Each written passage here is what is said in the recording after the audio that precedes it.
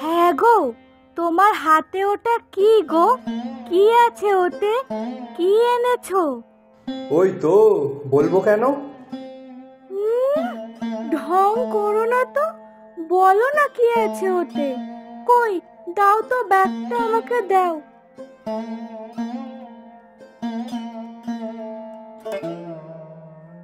বাহ, কি সুন্দর শাড়ি! এটা আমার জন্য বুঝি? হ্যাঁ, তা তোমার জন্য ছাড়া আর কার জন্যই বা আনবো? আজব তো। না গো, খুব সুন্দর হয়েছে। তা হঠাৎ আমার জন্য শাড়ি আনলে যে, কি ব্যাপার? আরে না না, হঠাৎ করে আর কই, তুমি তো এমনি অনেক দিন থেকেই একটা শাড়ি নেবে বলছিলে, তাই আমি একেবারে পয়লা বৈশাখ উপলক্ষে একটা শাড়ি তোমার জন্য উপহার দিলাম। ও মা, তাই নাকি গো? আমার সত্যিই খুব পছন্দ হয়েছে।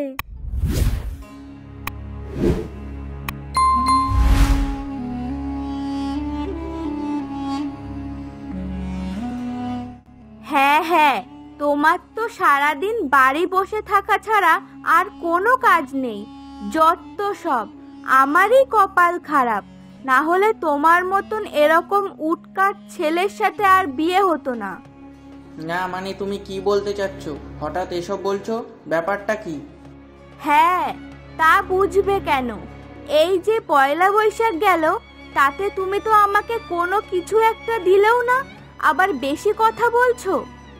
ও আচ্ছা, এই ব্যাপার, বুঝলাম। তা বলো তুমি কি চাও, তাই দেবো। কেন, তুমি তোমার পছন্দ মতন কোনো জিনিসই নিতে পারো না? যাও, গিয়ে দেখে আসো তোমার দাদা তোমার বৌদিকে কত সুন্দর একটা শাড়ি দিয়েছে, আর তুমি। ও আচ্ছা, এইবার বুঝলাম তুমি কেন হঠাৎ এসব বলছো। হ্যাঁ, সেই বুঝে উদ্ধার করেছো তুমি। আচ্ছা ঠিক আছে, আমি তোমাকে একটা শাড়ি আর একটা গয়না এনে দেবো। এবার খুশি তো? আচ্ছা ঠিক আছে।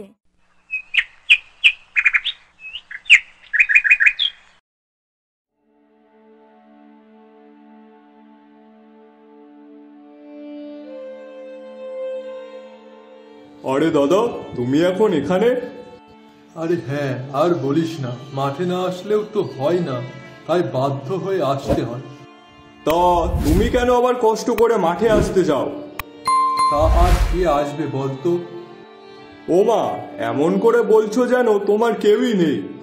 দুটো ছেলে থাকতে তোমার মুখে যদি এই কথা শুনি, তাহলে আমার মতো লোকের কি অবস্থা হবে বলো তো? আর আমার অবস্থা, হা হা, তোর আর আমার অবস্থা ঠিক একই রকম, বুঝলি তো? মানে?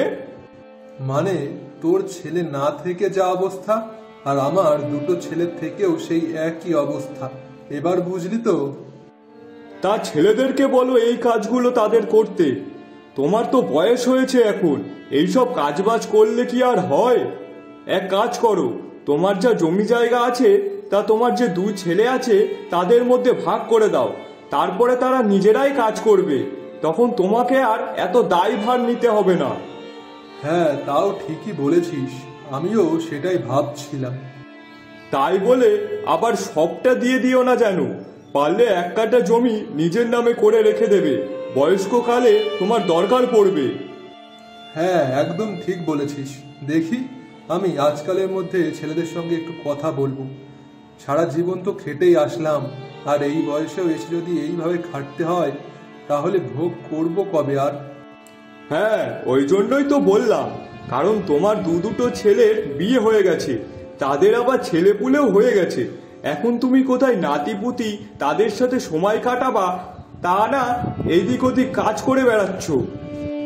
হ্যাঁ রে নরেশ, তুই একদম ঠিকই বলেছিস। হ্যাঁ হ্যাঁ, যাও যাও। আর তাছাড়াও বেলা তো কম হলো না, বাড়ির দিকে গিয়ে কিছু খেয়ে নাও। আচ্ছা নরেশ, আমি তাহলে এখন আসছি। হ্যাঁ, সাবধানে যেও কিন্তু। এ যা গরম পড়েছে, তাতে রাস্তাঘাটে আবার উল্টে পড়ে থেকো না যেন। আরে না না, অত চিন্তা করতে হবে না, তুই এখন বাড়িতে যা। এই রোদের মধ্যে আর থাকিস না, আমি এখন আসি।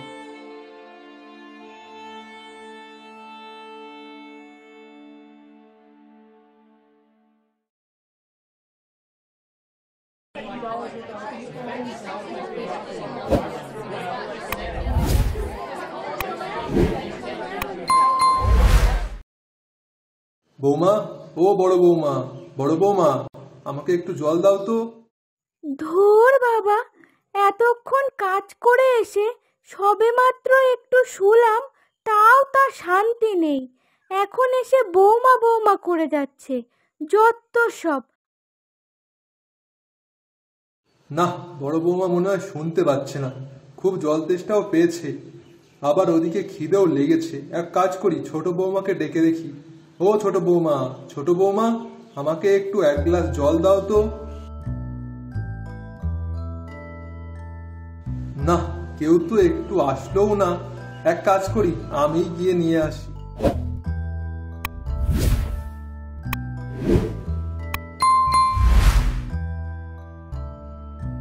দাদু, তোমার কি লাগবে বলো, আমি এনে দিচ্ছি। তুমি অনেকক্ষণ ধরে মা আর কাকিমাকে ডাকছিলে, তা ওরা কেউ আসলো না বলে তাই আমি আসলাম। বলো তোমার কি চাই। দিদি ভাই, আমাকে একটু জল দে তো, খুব জল তেষ্টা পেয়েছে। আচ্ছা ঠিক আছে, তুমি এখানে বসো, আমি এক্ষুনি এনে দিচ্ছি।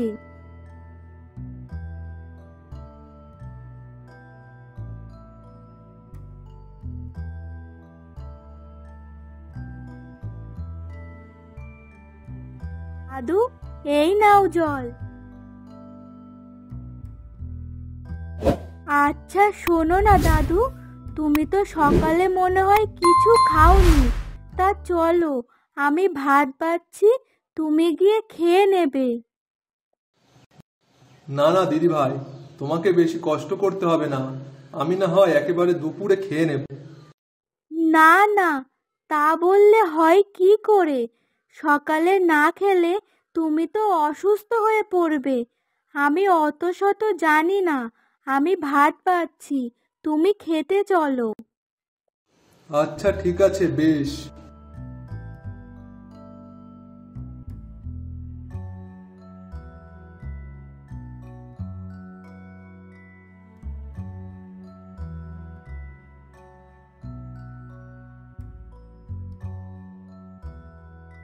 দিদি ভাই, ও দাদু ভাই, তোমরা একটু এদিকে এসো তো।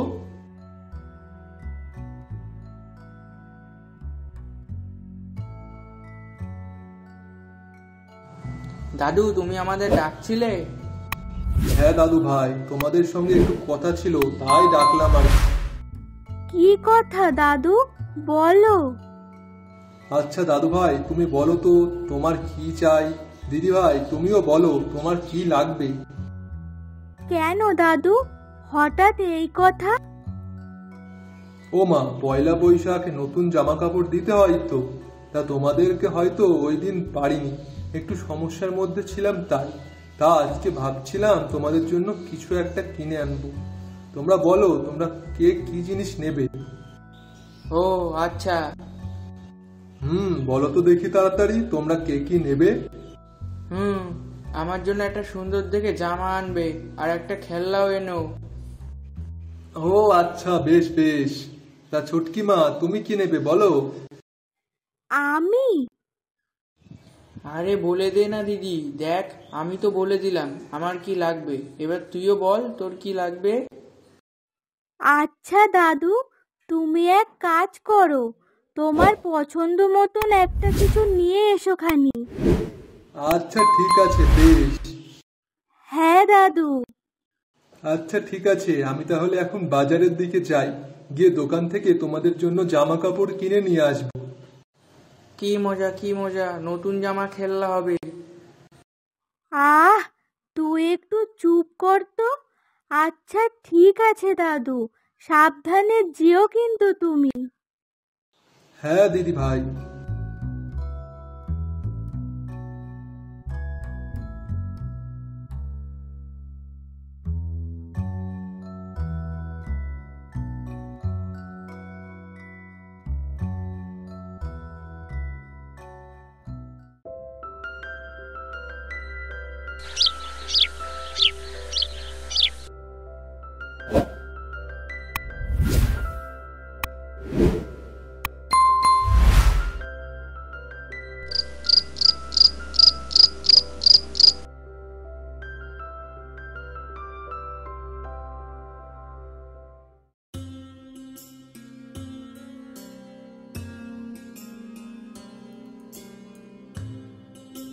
এই, তোমার হাতে ওই যে ব্যাগটা, ওই ব্যাগটায় কি গো? কই দাও দেখি। তুমি আমার জন্য হার আর শাড়ি নিয়ে এসেছো বুঝি? হ্যাঁ, এই নাও, দেখো তোমার পছন্দ হয় কি না।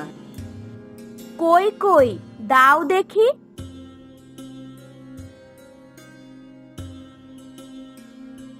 বাহ, বেশ পছন্দ তো তোমার। আমার তো খুব পছন্দ হয়েছে। নাও, খুশি তো এবার? হ্যাঁ হ্যাঁ, খুব খুশি। হ্যাঁ, সেই তো। ও বাবা, ঠাকুরপো তো দেখছি ছোটকে আবার একটা হারও কিনে দিয়েছে। হারটা বেশ সুন্দর কিন্তু। না, আমারও অমন দেখতে একটা হার চাই। আজ সন্ধেবেলায় ছুটকির বাবা আসলে আমিও বলবো আমার জন্য একটা সুন্দর দেখে হার এনে দিতে।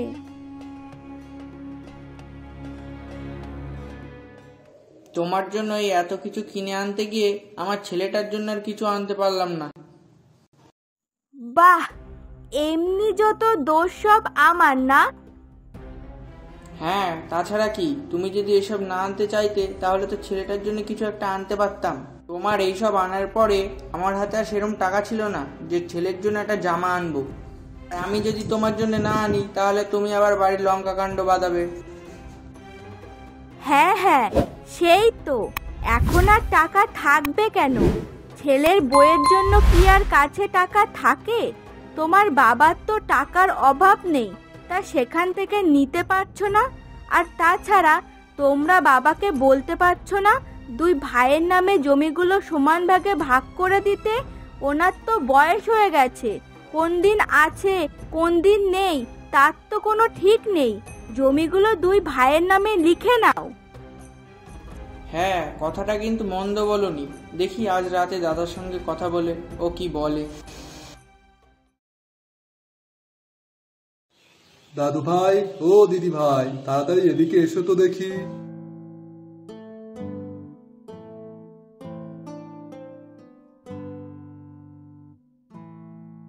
দাদু, তুমি আমার জন্য খেলনা আর জামা এনেছো?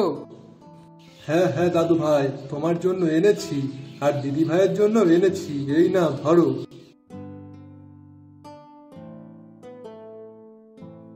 কি মজা, কি মজা। খুব পছন্দ হয়েছে দাদু। আচ্ছা বেশ, যাও তাহলে, গিয়ে তোমাদের মা বাবাকে দেখিয়ে এসো। আচ্ছা, ঠিক আছে।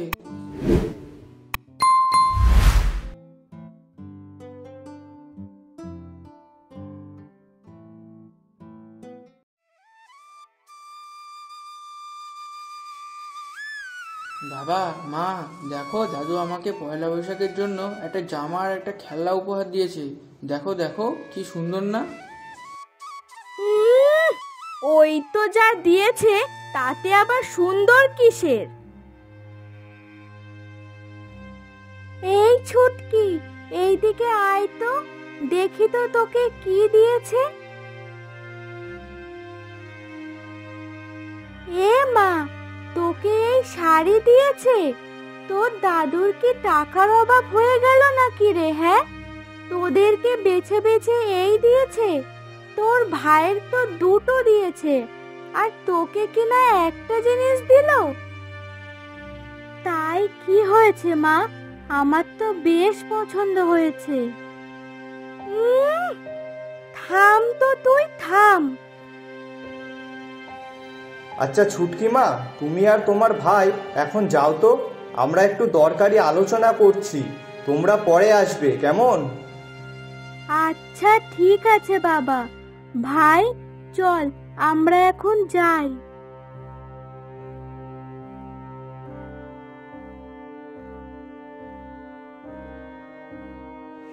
নে সায়ন, এবার বল, কি বলবি বলছিলিস?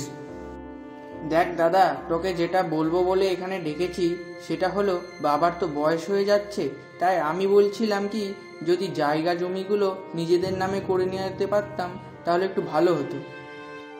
দেখুন দাদা, কিছু মনে করবেন না। বাবা আজ আছে কাল নেই, বয়স হয়ে গেছে ওনার। কখন কি হয়ে যায় তার তো কোনো ঠিক নেই। তার থেকে বরং উনি বেঁচে থাকতে থাকতে জমিগুলো দুই ভাইয়ের নামে করে নিলে পরবর্তীতে গিয়ে আর কোনো ঝামেলা থাকবে না। হ্যাঁ, কথাটা কিন্তু মন্দ বলনি, কিন্তু বাবা কি এখন তাতে রাজি হবে? রাজি না হলেও রাজি করাতে হবে। দেখো, তোমরা দুই ভাই কালকে সকালে বাবার সঙ্গে কথা বলে। হ্যাঁ, ঠিক বলেছো।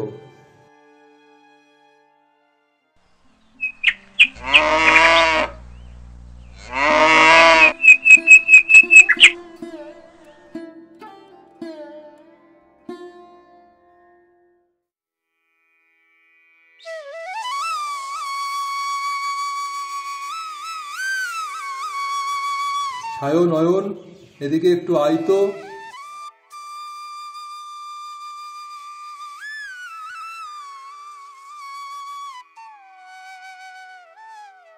হ্যাঁ বাবা, বলো, ডাকছিলে? হ্যাঁ রে, ডাকছিলাম, তোদের সাথে একটু কথা ছিল তাই। তা কি কথা বলো দেখি। বয়স তো আমার কম হয়নি, আজ আছি কাল নেই, তাই ভাবছি যা জমি জায়গা আছে তোদের মধ্যে সমান ভাগে ভাগ করে দেব। কিন্তু এখন কেন? না না বাবা, আমি সুস্থ থাকতে থাকতে ভাগ করে দেওয়াই ভালো, তাতে তোদেরও ভালো হবে আর আমারও ভালো। কেন বাবা, তুমি হঠাৎ এরকম কথা বলছো কেন? কিছু কি হয়েছে নাকি?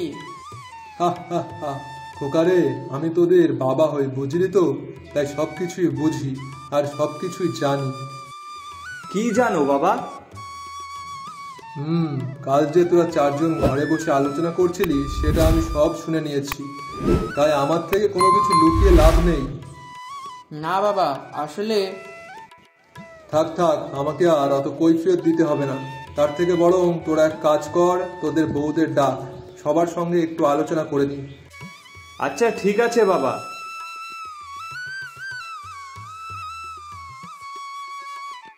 হ্যাঁ বাবা, বলো, এবার কি বলবে? দেখ বাবা সায়ন, তোরা আমার দুই ছেলে, আর অয়ন, আমি তোদেরকে খুবই ভালোবাসি, তাই তোদের সুখের জন্য আমি সব কিছুই করতে পারি। কালকে বৌমারা ঠিকই বলছিল, আমি আজ আছি কাল নাও থাকতে পারি, বেঁচে থাকতে থাকতে তোদেরকে তোদের প্রাপ্য অংশটুকু দিয়ে যায়। দেখুন বাবা, আমাদের সেটা মোটেও উদ্দেশ্য ছিল না। আসলে আমরা তো। থাক বৌমা থাক, আমাকে আর কিছু বলতে হবে না। শোন বাবা অয়ন, আমার যে পুকুরটা আছে সেটা তুই নিবি, আর পিছনে যে বাগানটা আছে সেটা সায়ন বাবা, ওটা তোর। পুকুরে মাছ হলে তোরা সেটা বিক্রি করতে পারবি, খেতেও পারবি। আর সায়ন, পেছনের বাগান আছে, সেই আম বাগানে যত আম হবে তুই সেগুলো বিক্রিও করবি আর নিজেও খেতে পারবি। আচ্ছা, ঠিক আছে বাবা। সায়ন বাবা, তোর কোনো আপত্তি নেই তো? না না, আমার কোনো আপত্তি নেই। আর বৌমাদের? না না, তা হয় কি করে? পুকুর যদি দিদিরা নেয় তাহলে পুকুরের একটা মাছও তো আমরা পাবো না। তার জন্য তো পেছনের আম বাগানটা তো তোমাদের দেয়া হচ্ছে, তাহলে ওই আম বাগানের একটা মতো আমও তো আমরা পাবো না। তখন অত শত আমি জানি না, ওই পুকুরটা আমার চাই, ব্যাস। মরণ! তাহলে তোমার আম বাগানটা আমাদের দিয়ে দাও, দেবে নাকি? না মানে? কেন এই বেলায় মানে কেন? হ্যাঁ, তোমরা থামবে একটু? দেখছো একটা গুরুত্বপূর্ণ বিষয়ে আলোচনা করা হচ্ছে, তার মধ্যে আবার ঝামেলা শুরু করেছে। তোমাদের এই একে অপরের হিংসা, এটা কি কোনোদিনও আর যাবে না? ঠিক বলেছিস দাদা, তোমরা একটু চুপ করো তো। না বাবা, এবার বলো দেখি, মাঠের জমিটা কাকে দিচ্ছ? হ্যাঁ, মাঠের জমিটা যে 5 বিঘা আছে তার থেকে 2 বিঘা অয়নকে আর 2 বিঘা সায়ন তোকে দিলাম। আর বাকি 1 বিঘা, সেটা কি করবেন? ওটা আবার কাকে দেবেন? না মানে ঠিক বুঝলাম না বাবা, 1 বিঘা জমি তোমার নামে লিখে দেখছো কিসের জন্য? হা হা হা, আসলে খোকা, বয়সকালে আমার অবস্থা কেমন কি হবে তার তো কোনো ঠিক নেই। এখনই কেউ দেখার মতো লোক নেই, ঠিক মতো জলটাও পায় না, খাবার তো দূরের কথা, আর এরপরে কি যে হবে তার কোনো ঠিক নেই। তাই জন্যই ওই 1 বিঘা জমি আমি আমার নিজের নামেই রাখলাম। ওটা আমার কাছে থাকলে আমি যখন মারা যাব তখন যে ছেলে আমার কাছে থাকবে সেই ওই জমিটা নিয়ে নেবে। কিন্তু বাবা, এটা তোমার কেমন সিদ্ধান্ত? কেন, আমরা কি তোমাকে দেখি না? না না, তেমনটা ঠিক না। তোমরা আমাকে খুবই যত্নে রেখেছো, তবুও আমি অনেক ভেবেচিন্তে এই কাজটা করলাম। আচ্ছা ঠিক আছে বাবা, আপনি যখন ভেবেচিন্তে করেছেন তাহলে ভালোর জন্যই করেছেন। তা বলছি কি, তাহলে এবার থেকে আপনি আমাদের কাছেই থাকবেন, কেমন? কেন? হ্যাঁ, তা কেন হতে যাবে? তোমরা একটা বড় পুকুর নিলে, আবার 2 বিঘা জমি নিয়েছো। এখন বাবাকে নিজের কাছে রেখে সেই 1 বিঘা জমিও নিতে চাইছো? হ্যাঁ, না না, তা আমি হতে দেব না। আর তাছাড়াও তোমরা এত কিছু নিয়ে কি করবে? তোমাদের তো একটাই মেয়ে, বিয়ে দিলে যার পরের ঘরে চলে যাবে। শোনো, ওইসব কোনো খাতির চলবে না। বাবাকে আমরা আমাদের কাছেই রাখবো। ওসব কোনো কথা হবে না। আমি যখন প্রথমে বলেছি তখন বাবা আমার কাছেই থাকবে। কি বাবা, থাকবেন তো আপনার বড় ছেলের দিকে? সে তোমরা নিজেরা নিজেদের মধ্যে আলোচনা করে নাও, আমাকে কার কাছে রাখবে, তারপর না হয় আমি সেখানেই থাকবো। তোমরা এখন এসো, আমার শরীরটা ঠিক ভালো লাগছে না। কেন বাবা, আপনার কি হয়েছে? ডাক্তার দেখাতে হবে নাকি? হ্যাঁ গো, শুনছো? তুমি না হয় ডাক্তার বাবুরে খবর দাও, এসে বাবাকে দেখে যা। না না ছোট বৌমা, তার কোনো দরকার নেই। আসলে তোমাদের এত ভালোবাসা আমি নিতে পারছি না, তাই জন্য আমার শরীরটা মনে হয় একটু খারাপ লাগছে। তোমরা এখন এসো, তাহলেই হবে। হ্যাঁ হ্যাঁ, চলো তো সবাই। দেখো বৌমারা, তোমাদের শেষ একটা কথাই বলছি, তোমরা একে অপরের প্রতি হিংসা করো না, কারণ যা আছে সবই তো তোমাদেরই। তাই হিংসা না করে একসাথে মিলেমিশে থেকো। কিন্তু বাবা। আবার কথা বলছো তুমি? বাবা বললো তো শরীর খারাপ লাগছে তার, তাই সবাই চুপ করো এখন।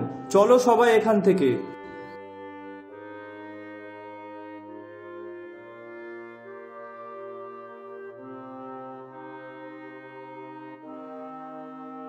দেখেছো তো, বয়সকালে বাবা মাকে দেখার মতো কেউই থাকে না।